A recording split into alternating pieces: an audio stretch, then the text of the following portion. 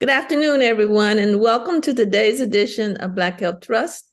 We are certainly happy that you chose to spend some time with us today, and we trust that you will leave the program with credible information that you can use and share with your network. Without further ado, I will turn it over to our founder, Dr. Randall Maxey. Good morning, everyone. Thank you for joining us, as Dr. Neighbor Stephen says. Dr. Walsh and Dr. Hines, I believe, are on a trip of family importance. But we have some important topics we want to discuss with you, some of them in review, regarding what's going on. As you know, when we first started this broadcast almost 4 years ago, we were dealing primarily with COVID-19. And I don't want you to forget that. So we're going to talk about it just a bit today. I looked at the CDC tracking data today, and over the past few days, there have been more than 6,750, 546 admissions, and over 1,172,229 deaths. So it's still there. Even though the trend seems to be slightly decreasing, it's been up and it's gone down. So I want to talk about those. I want to share some slides with you, and I'm going to ask Dr. Neighbor Stevens to help me discuss some of these. And we're going to talk about that in another topic about nutrition. You show the slides, Simon?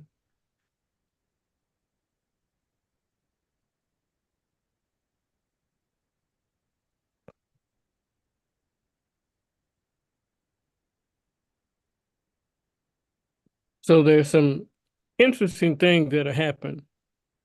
And researchers from the VA in Boston, in their cooperative study program, they want to look more closely at what happened with high-risk patients who never got Paxlovid.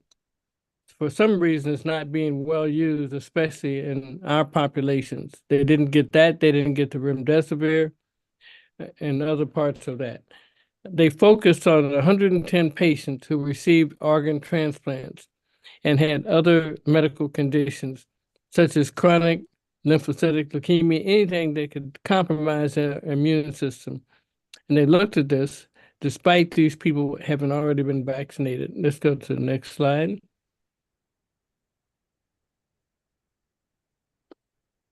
So in their analysis, the CDC, in their mortality weekly report, found that 20% of those patients turned down the drugs when they were offered. But the remaining 80% of patients that were never offered the drug to such treatment in the first place. So 20% did turn down the drug, but the remainder of the 80% didn't even get offered the drug in the first place. Next slide.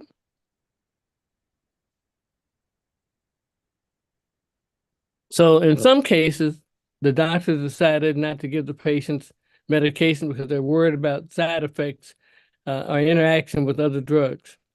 This included some statins, the cholesterol-lowering drugs. They didn't want to have the risk of that in patients who were taking anti-transplant drugs. So some doctors demurred to give it because the patients had experienced COVID-19 more than 5 days. And this is beyond the recommended window for giving the drug. Despite the public alarm about rebound, many people still didn't get it. Let's go to the next slide.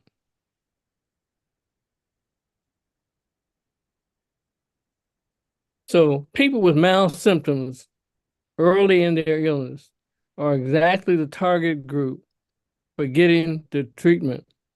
And this was said by Dr. Paul Monarch, who was the director of the study in the VA. The drugs are recommended for people with mild to moderate symptoms, mild to moderate COVID-19, who are at high risk because they have severe illness or other things that can cause them to be at more risk. And this is very important. These are the same kind of patients that they were scrutinizing. The CDC urges physicians, doctors, to treat high-risk patients within 5 days rather than waiting for the symptoms to get worse. Also, they want to have patients themselves report the thing easier. I've had more patients call me on day number 6 and day number 7 of having been positive when they should have called the first day they tested positive so we can reach that window. Every case starts off as mild, but it's unpredictable who's going to be serious or not. So treat the patient. It may not be until the 5th or 6th day that they get in trouble. Then it's too late to give the drug. Next slide.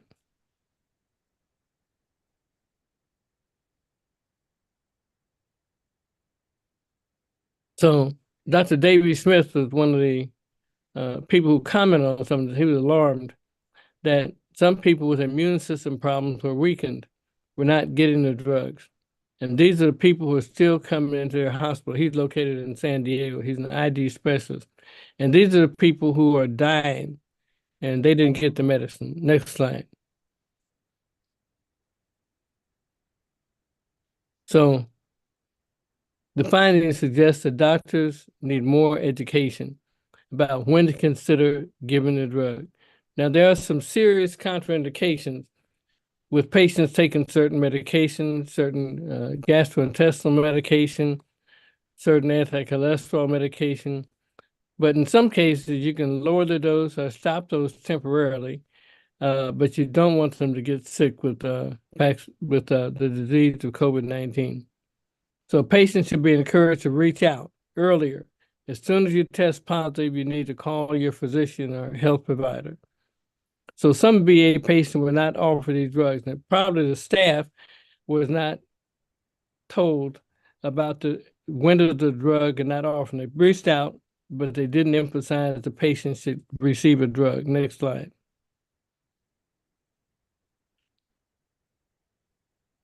So there are concerns about not reaching the patients who should have them. This has persisted soon after the drug first received okay from the FDA.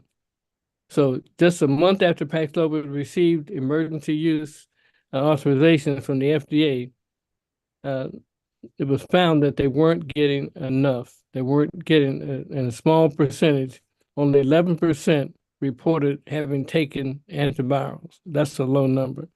Among higher risk group of people, those 65 and older, 20% got the drug. But that's still a low number. Next slide. So the medicines are most effective for people who are at high risk, but that's a broader number of people than we might think. People who are overweight, people who have asthma, heart conditions, or even people from racial and ethnic groups that have had worse outcomes from COVID-19 need to be covered. So since the risk could increase with age, if you're over 50 years old, and that's the age of some of my children now, you should definitely consider taking Paxlovid. At the end of the day, having a few potentially unpleasant side effects, as some people report, like having nausea in the stomach, a metallic taste, is far better than being hospitalized because of the COVID disease. Next slide.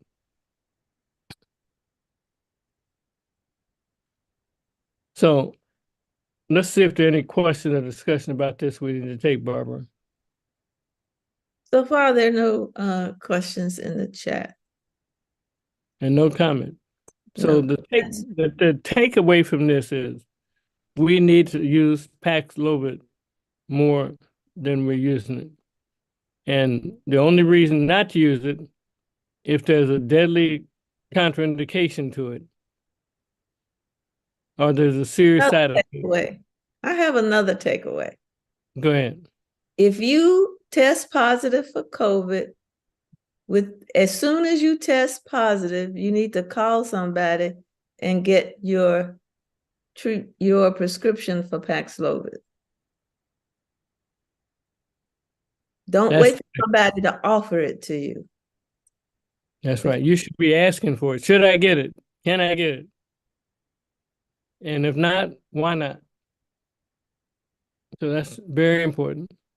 So I looked at some material from the AARP, American Association for Retired Persons, and I took this from one of their websites. And I want to talk about this along with Dr. Neighbor Stevens. Dr. Neighbor Stevens, do you want to take this first line? Okay. So AARP has some advice as to foods that should be avoided after the age of 50. Eating healthily after 50 requires effort on two fronts: boosting your intake of good for you foods such as berries, leafy greens, whole grains, and lean proteins, while cutting out the foods that clog your arteries so easily expand your waistline. Focus more on how your health is more important than the sugar spike or instant gratification some foods offer. When possible, just say no, or at least whoa, to the following foods. Simon, next slide, please. Imagine the vat of oil that basket of fries or onion rings has been submerged in. I like those McDonald's fries, don't you? Consider how, those are the ones that don't spoil after a year. Consider how its saturated fat may have a negative impact on blood cholesterol. The American Heart Association recommends a diet in which only 5 to 6% of calories come from saturated fat, meaning that if your daily calorie intake is 2,000 calories, which for most of us would be a bit much, no more than 120 of those calories should come from saturated fats. Next slide, please. The takeaway on that is that those saturated fats triple your calories. Do this instead. Break out your air fryer, advises Christine Rosenblum, a registered dietitian, co-author of Food and Fitness After 50, and author of Simple, Practical, Science-Based Tips for a Long, Healthy Life. Air-fried fish, such as cod or salmon, I don't fry my salmon anyway, is great in the air fryer, as are fried veggies like new potatoes, green beans, broccoli, and Brussels sprouts. Spritz with olive oil and add some herbs. Kate Zaratsky, registered dietitian and nutritionist at the Mayo Clinic, recommends playing around with other cooking methods. Look at roasting vegetables in the oven with a tablespoon of oil. I find spraying them works even better. Or fixed temperature to get the texture soft or crispy that's appealing to you. Now, Dr. Neighbor Stevens. Yes. I've got a newly found air fryer. It was under a cabinet someplace, and I've been having so much fun cooking food in that, and it makes it much more healthy. I don't have to use oil, grease, or butter. And other than some of the recipes make you have to flip it over, at least in the small one I have, that seems to be a really good addition to my love of cooking. You have one too, right? Yes. Yes, I use mine as well. What are you cooking? Well, there's some things I have not tried and I'm not eager to try. I've seen several recipes for baking stuff in the air fryer. I haven't tried that. I make some really good chicken wings, buffalo wings, usually for the Super Bowl in my air fryer. I have cooked potatoes and Brussels sprouts in there. My Brussels sprouts, I got to work on that. I do better in the broiler with the Brussels sprouts than in the air fryer. They got overcooked and a little too charred. But yeah, it is a good device to have in your kitchen. If you have something that has to be fried, I have a whole stack of recipes that I call my alternative stack, so that if it's a fried recipe, I look to see if there's an air fryer recipe that duplicates the food, because it is an alternative. So I think technically it's not really fried. It's really cooking without frying, right? There's no frying. Frying to me means in grease or in oil. Well, but a lot of foods create their own grease. I mean, my chicken wings, I had to dump the grease out after cooking my chicken wings. I'm very fond of chicken wings. And there are recipes for cooking bacon in the air fryer. I think wherever the grease is, whether you add the grease and cook the food in it or it makes its own grease, that is the frying process, is my thought. Okay. I cook turkey bacon, there's no grease. Anyway, next slide. How much sodium is in that? If we get it uncured, none. Sugar. Our favorite. Sugar. Okay, we know something about you now. So we our favorite, probably one of our favorite food ingredients. Did I spell that wrong? No. Oh, Okay. Sugary? I think that's right. Sugary, I know what you mean. Sugary drinks, including most bottled teas. We're not going to talk about the plastic bottle. We're just going to talk about the tea being bottled, right? Yes. Soft drinks aren't your only enemy. Bottled teas, fancy coffee drinks, and fresh lemonades can all be loaded with sugar. Well, yeah, I mean, what is lemonade if you don't put sugar in with the lemons? Example, the 16-ounce chai latte at Starbucks, one of its most popular drinks, has 42 grams of sugar. Beware of misleading labels on bottled drinks. Just because a drink says pure or green tea or honey doesn't mean it has less sugar. Products touting their organic cane sugar, coconut sugar, or raw sugar, sugar is sugar. Next slide, please. A 2022 study led by the University of South Carolina of more than 90,000 women found that those who drank at least one sugary beverage a day had a 78% higher risk of developing liver cancer than those who consume less than 3 servings per month. Now, I want you to emphasize that a bit. That's a large number, and drinking what seems to be a small amount.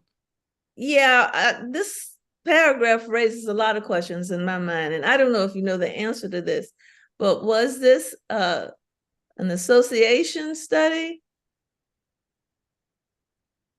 Explain. I mean, they're saying that there was a 78% higher chance in these 90,000 women of developing liver cancer if they had at least one sugary beverage a day. That seems to be an association study to me. They did a hazard ratio.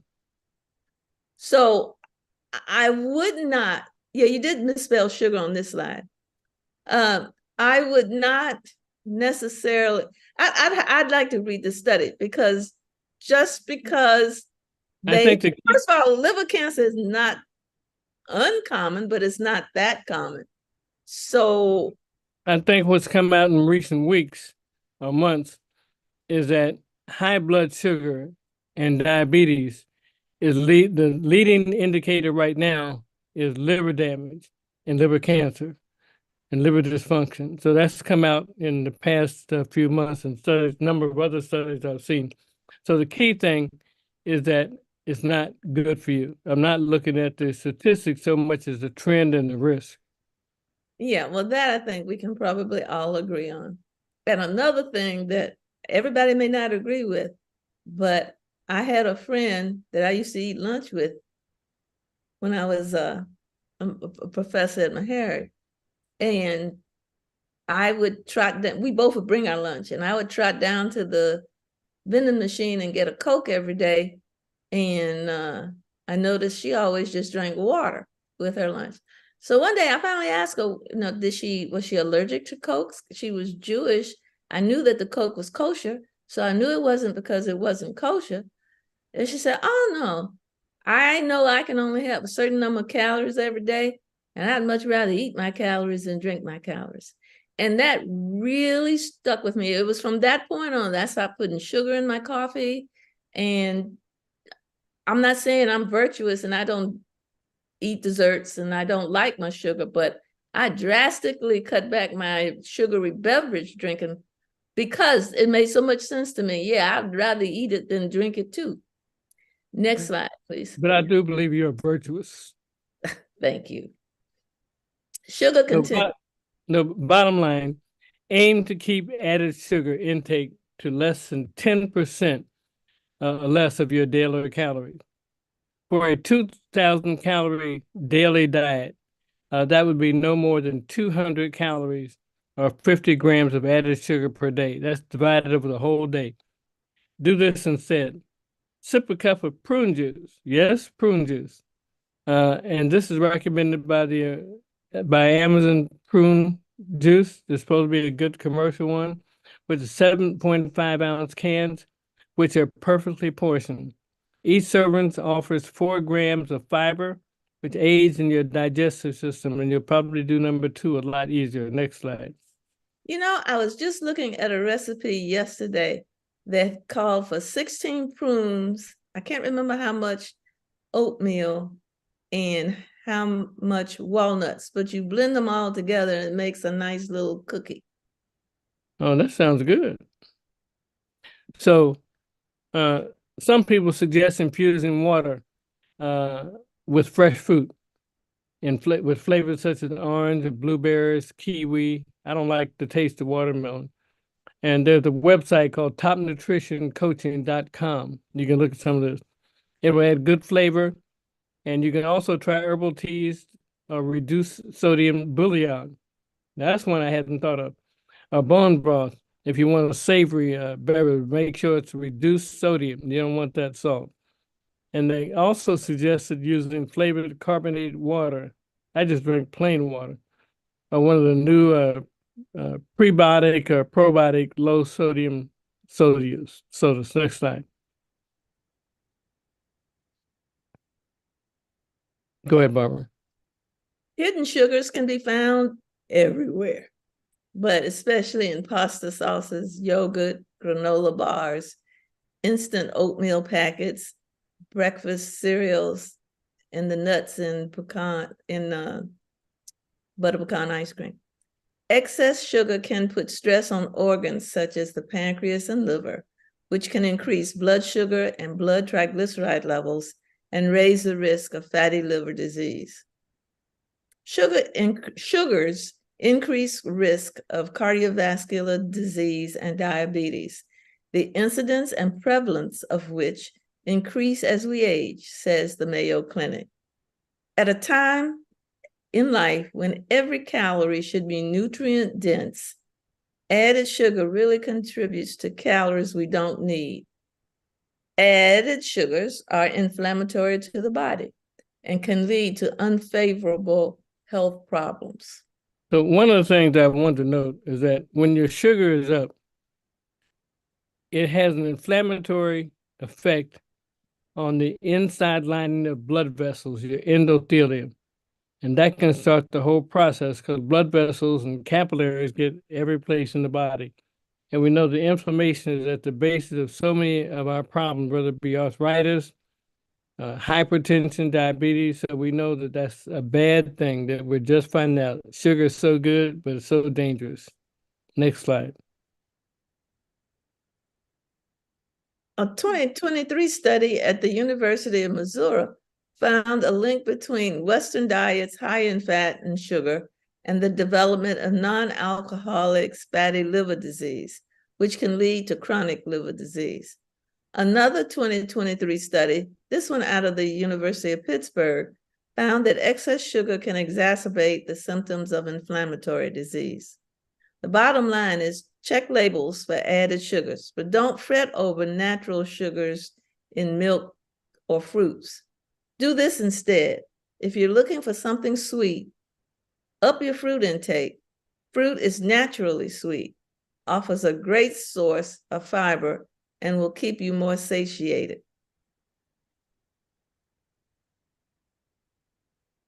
Next slide.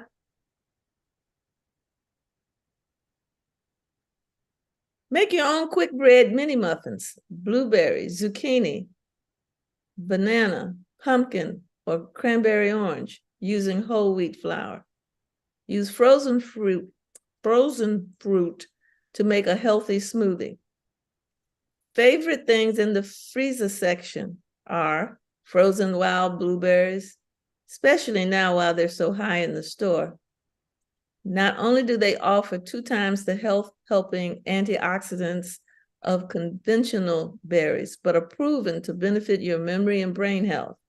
Blend them with unsweetened almond milk, peanut butter, Greek yogurt, and banana for a delicious, fueling smoothie. They were $5.83 for a pint in the store yesterday. Is that a high number? Very high. Of course, they're not seasoned either. Okay.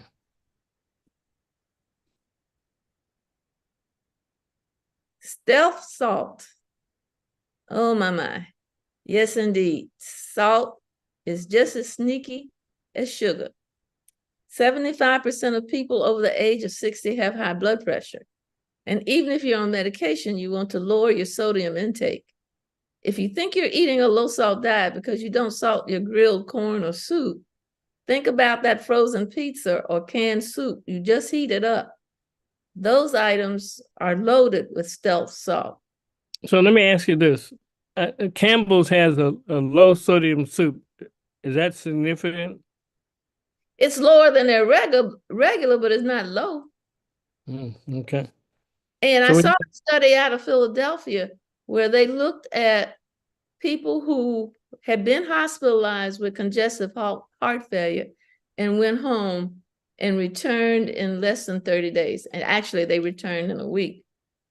And the leading cause of that readmission was as soon as they got home, they had pizza.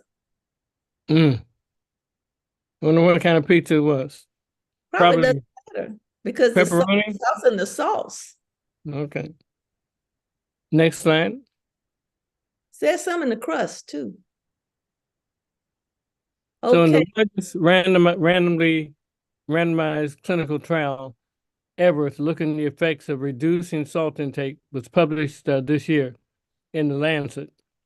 And they found that lowering sodium led to improved symptoms like swelling, fatigue, and coughing, and overall better quality of life. 75% of the salt in our diet comes from processed foods, not the salt shaker. That's interesting. People say, I don't use the salt shaker, but they eat processed food. So that's something to keep in mind. An easy way to spot low sodium foods is to look at for those in which sodium is 5% or less of the daily value. Anything in the 20% range is high sodium. That's something you got to read those labels. Next slide. Bottom line, aim for 1,500 to 2,300 milligrams of sodium per day. And I can tell people that a McDonald's Big Mac has 2,000 milligrams of sodium just in one Big Mac. I don't know what the other sandwiches have, but there's one sandwich gets your whole daily requirement. Do this instead. Get back in the kitchen and cook.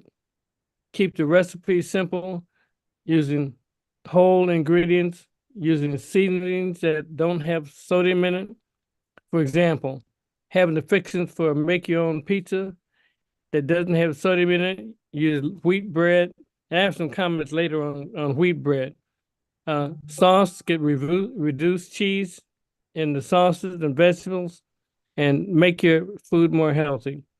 And look at some of the new products. Lean Cuisine, I've tried some of those. They sound pretty good. Have you had those, Barbara? No. I tend to cook. Okay. I tend to cook sometimes, but some days I'm not up to it. Take the next slide if you would. Ultra-processed foods. Unless you're picking an apple from a tree or getting your milk straight out of the cow, most of the food you eat is processed. It's the ultra-processed foods that make the list to strike from your diet. Minimally processed foods like bagged greens, diced vegetables, and nuts offer convenience. Canned tomatoes and frozen fruit and vegetables are an excellent way to enjoy produce processed at peak quality and freshness. Many ready-to-eat processed foods, including cake mixes, snack chips, ketchup, sweetened yogurt, and meat lovers' frozen pizzas, add food coloring, sodium, preservatives, and other additives. Many processed foods are void of fiber and nutrients such as potassium or magnesium, and they tend to be calorically dense with a lot of fat and salt, says the Mayo Clinic. Some of the preservatives, like nitrates, may be harmful in high amounts, perhaps leading to premature aging of cells in the body. That means you're aging too, right? Absolutely. But I just want to make a comment about the preservatives. I won't mention the brand of bread, but we bought this loaf of bread, whole wheat, and it was sitting on the counter. And we don't eat a lot of sandwiches, so a loaf of bread lasts a long time in our household. We actually went out of town and came back after 2 weeks. And after a month, that bread was not molded, not one speck of mold. And it had been sitting on the counter. It wasn't in the refrigerator. I never bought that brand again because there was obviously a lot of preservatives in that bread.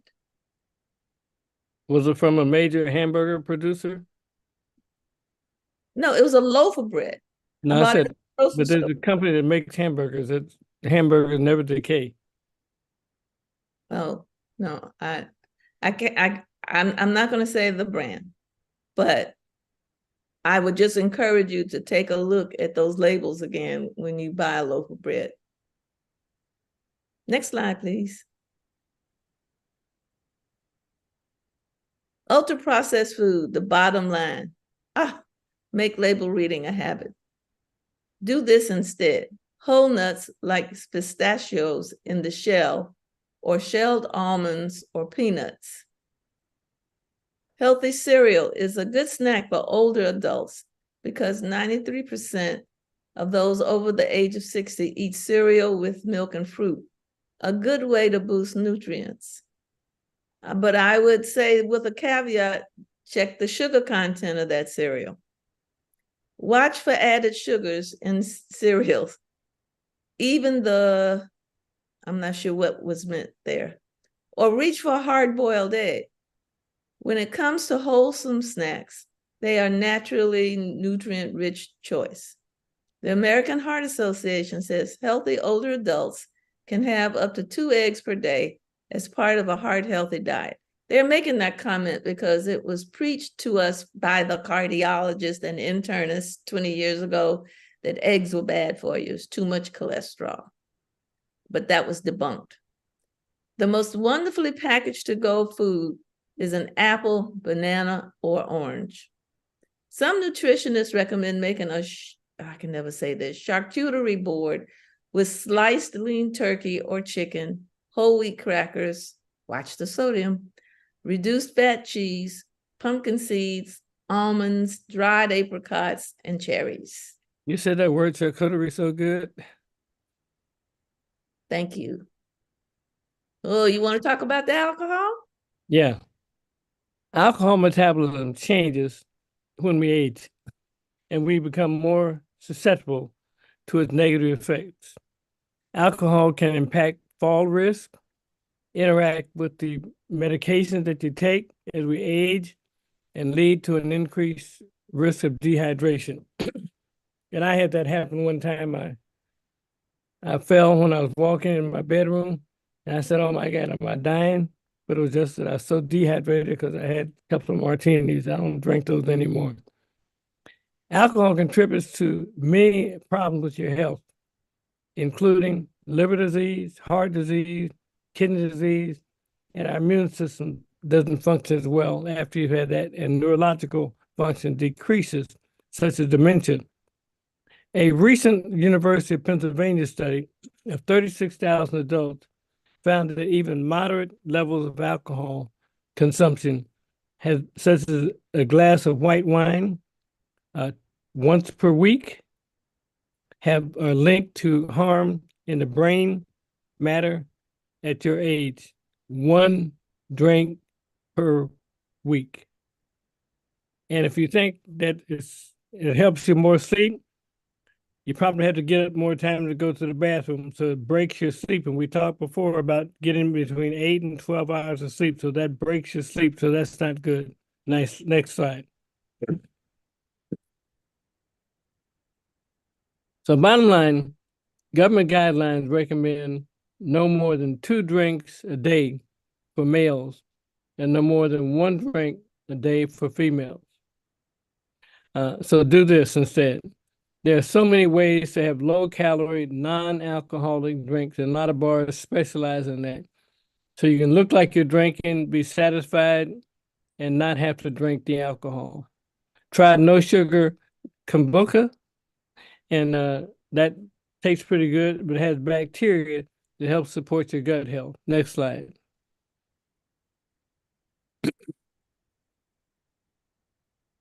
Well, we're finished with those. Maybe we have a few questions or any comments we want to make. Dr. Napier-Stevens, Simon, in the slides. There are some comments regarding on that same thing, but make sure you read your label, because sometimes your teas, as we said, can have sugar in them. We have talked over and over again about high fructose corn syrup and how it can be, it in its many forms can be found in many, many foods and beverages. And there was a comment about the turkey bacon and sausage as being in the highly processed meat family. You want to comment on that, Dr. Max? Not particularly, but the turkey bacon that I've gotten, it is processed, but the ones that I get is uncured, doesn't have nitrates, and doesn't have high sodium content in it. I don't eat the pork bacon, which is usually cured with sodium, with nitrites. But I don't think that maybe pork bacon, just sorry? like you can get the uncured pork bacon just like you can the turkey bacon. Okay. But nobody will eat it but me and my family, so we don't have it. The other thing that I do eat, the sausage I eat is usually turkey sausage, but the most sausage I eat is the veggie sausage, and that tends not to be high fat, high sugar, but it does have a lot of processing in it. So I don't know how good that is, but I've been eating more of that than regular meat. I'm trying to stay off of most meat. I do eat some chicken. I love those roasted chickens that come from Costco or those big stores, and that's about it.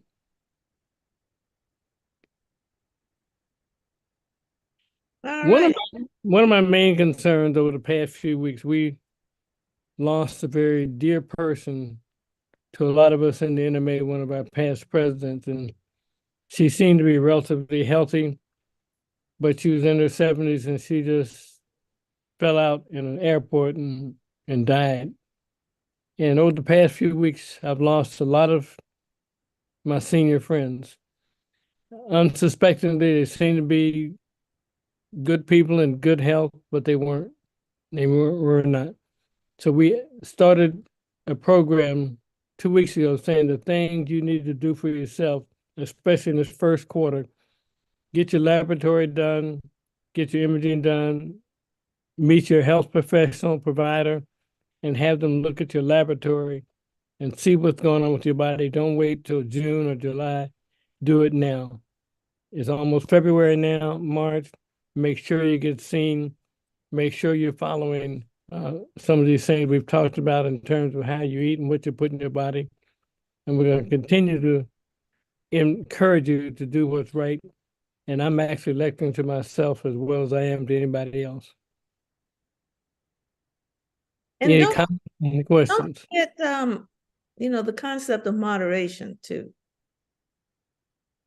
Yeah, that's another form of common sense, right? Yeah, it's in the same class. Dr. Sherrod, you've talked a lot about diet and nutrition. You have a comment?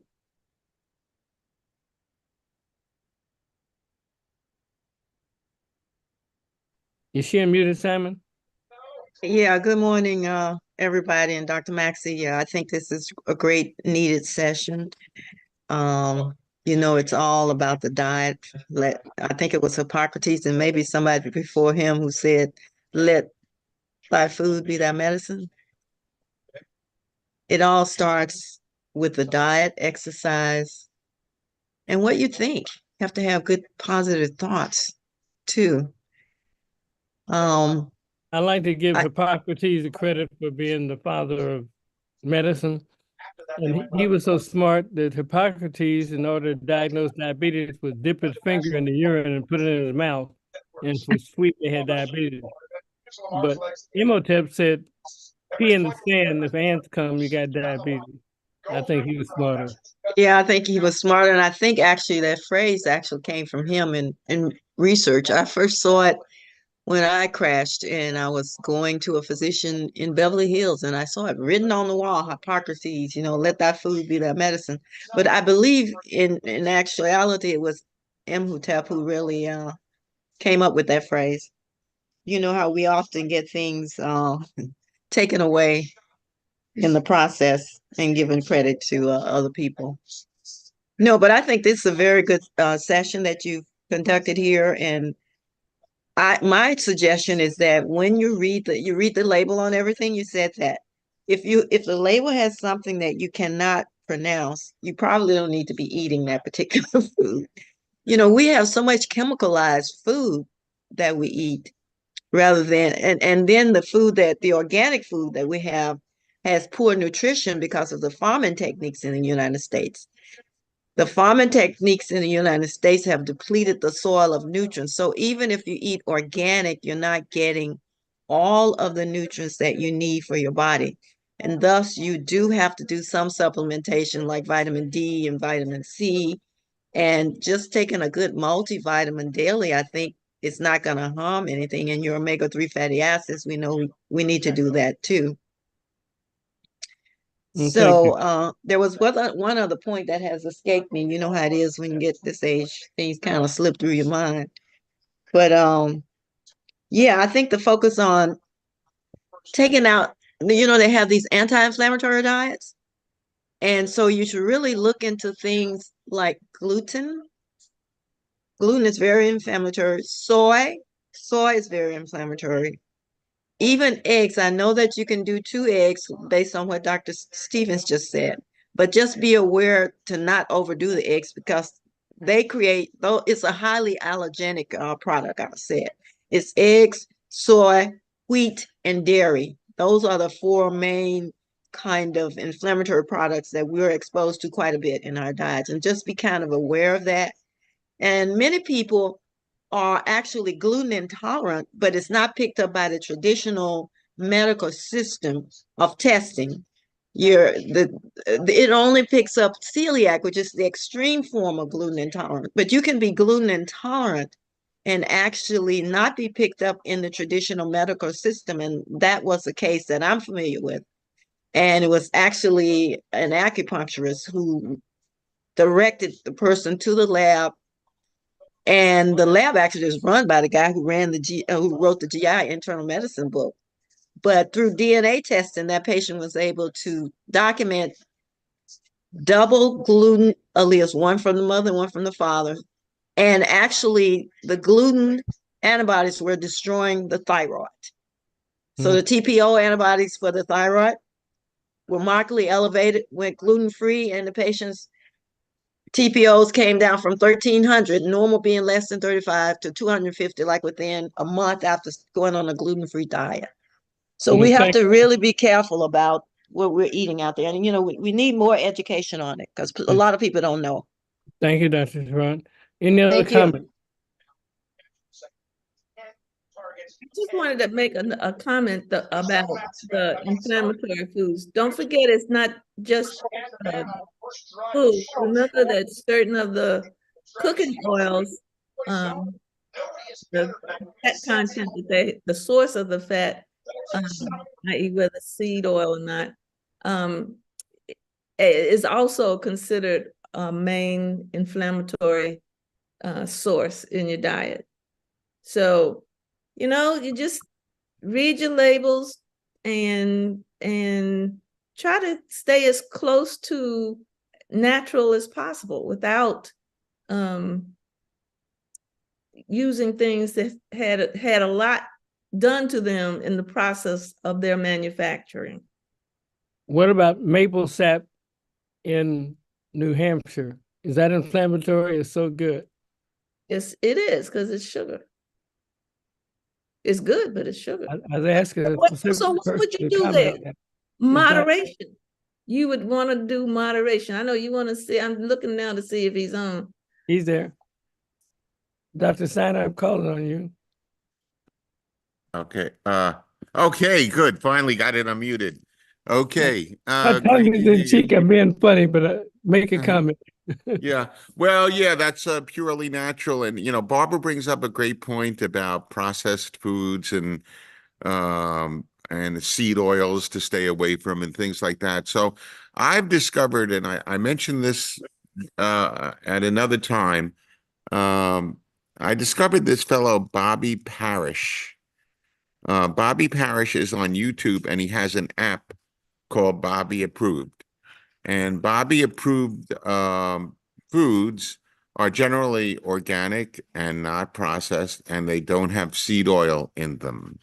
And if you stay on the Bobby Approved things, you're going to get the healthier choice. And so you can download that app, as I did, and just scan the barcode and find out. Hold on, Susan, I'm on right now. And find out if that's if that's a good thing to buy or not. What's And the so, name that again? it's Bobby Parrish, Parish. If you go to YouTube, especially his Costco YouTubes, you can watch how he goes through the different choices of food in the same category. Some that are made with sunflower oil and highly processed oils that you should stay away from, and go to the organics, like Barbara said. Now, when you go to the organics, often you're not getting exposure to all the phosphates, in fact, Roundup. We all know what Roundup is, the weed killer. They use that all the time. I didn't know this in agriculture, massive agriculture. And when you go to organics, they're not allowed to have that as part of the process. So it's Bobby Parrish, Bobby Approved. If you just look at Bobby Approved and follow him, that's what I've been doing lately. And the choices are amazingly great. Well, thank you. I know how to spell Bobby because of B.B. King. Right. Bobby Blue Bland, Bobby. Okay, good. Good to see you, Thank Randall. you. And thank you for today. It's always good to be here with you. Thank you so much. I have a really important comment in the chat. And I'm glad that Mrs. Hall put it in there. She says, back to COVID, please. I had the updated COVID vaccine in mid-October, my sixth shot. What are your thoughts about when to get another shot? I want to get one in February. Now, Mrs. Hall, I may have missed it, but there is no recommendation for another shot, I don't believe, at this time. They are working towards an annual immunization. I could be wrong, Dr. Maxey. I think you're right. I did go and get my last COVID vaccine about 2 months ago, but I had not had one this year before. And I got my RSV at the same time, as well as flu and pneumonia. So you want to keep up with your schedules as posted. It's a good thing to go to the CDC website and see what's being recommended. We try to keep up with them as well. We'll start off maybe next week, making sure we start off our show with some of the CDC tracker on that. Can you put her on just a moment, Ms. Tanya?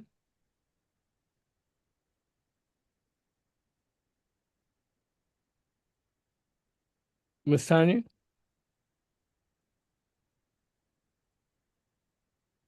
Okay. I guess that's all we have time for. We're at the top of the hour. And I want everybody. Are you there? I'm here now. I was cooking while I'm listening to y'all talk about what you can't eat. No, you didn't invite me over. It'll be a long trip. I didn't hear the question though to me. It was Ms. Hall, not Tanya, that made that comment. Okay. That's what I thought. Is Ms. Hall on? But Tanya, what are you cooking, by the Yes, way?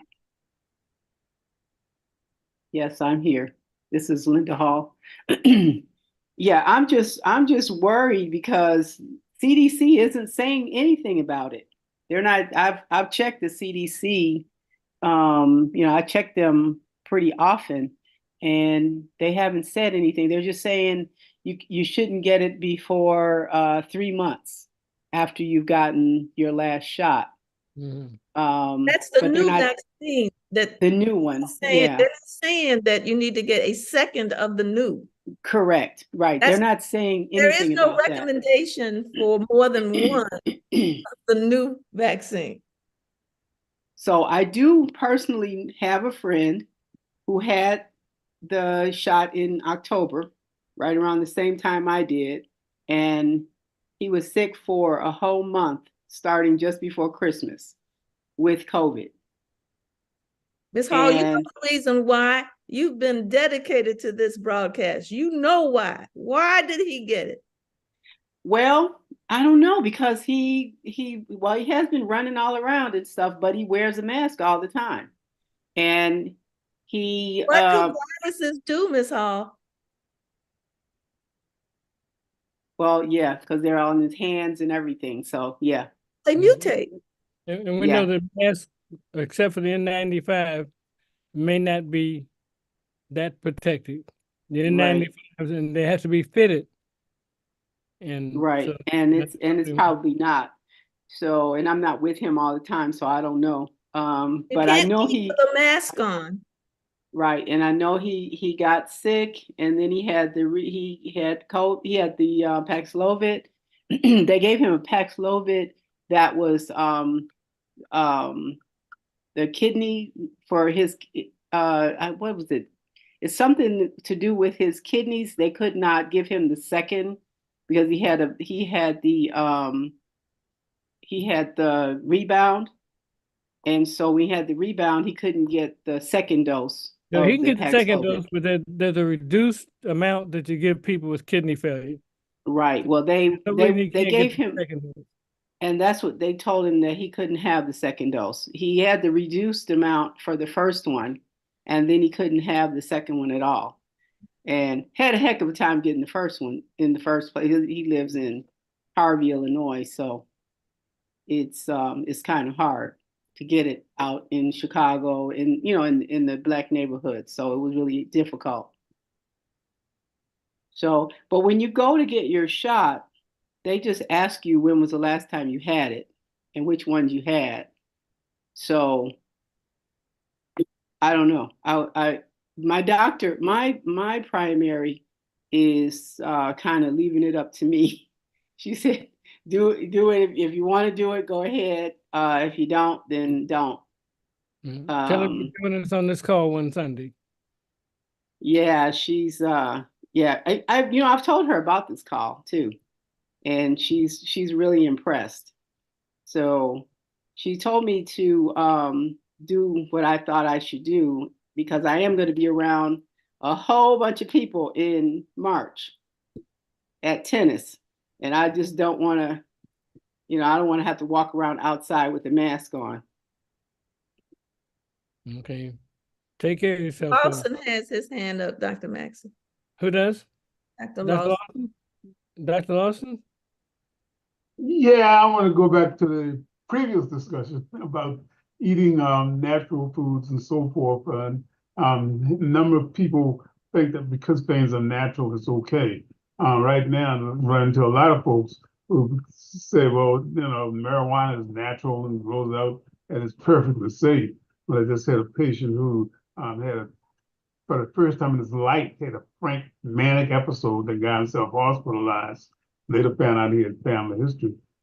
Just a reminder that many of these edibles and other things, especially if you have some genetic risk for mental disorders, will precipitate both bipolar disorder and frank schizophrenia. These agents are not been very good in terms of treating mental disorders, despite what people say over in the street. I have another question for you, Dr. Lawson. Some people say that females are hardwired to eat chocolate. Is that psychologically true, psychiatrically true?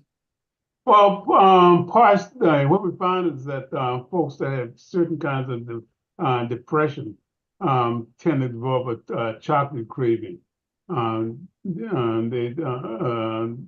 Depression that's associated with lack of energy, lack of sleep difficulty, and eating difficulty, and you find that they're associated with, and also seasonal depression has been associated with eating chocolate, and depression in our culture at least tends to be more common among females. Okay, and I understand that dark chocolate is more healthy than milk chocolate. But we're at the top of our hour. Dr. Neighbor-Stevens, any final words? I would urge everyone to stay on guard and be very watchful, and don't ignore if that voice inside your head is telling you beware or watch out, or don't ignore that little voice. And I'm not speaking into just dangers with guns and stuff like that, or crime or politics. I'm really speaking holistically, that these are some very unsettled times and we need to be very watchful. Thank you, Dr. Neighbor-Stevens. And I want to remind everybody that in addition to eating correct, make sure that you keep your body in order by enough exercise, at least 150 minutes a week of walking, not just shopping or at your job, but dedicated to you. And make sure you also eat non-fried foods, things that don't have hidden sugars, and have a great, great Sunday. Have a good day. Bye, everybody. Thank you, Simon.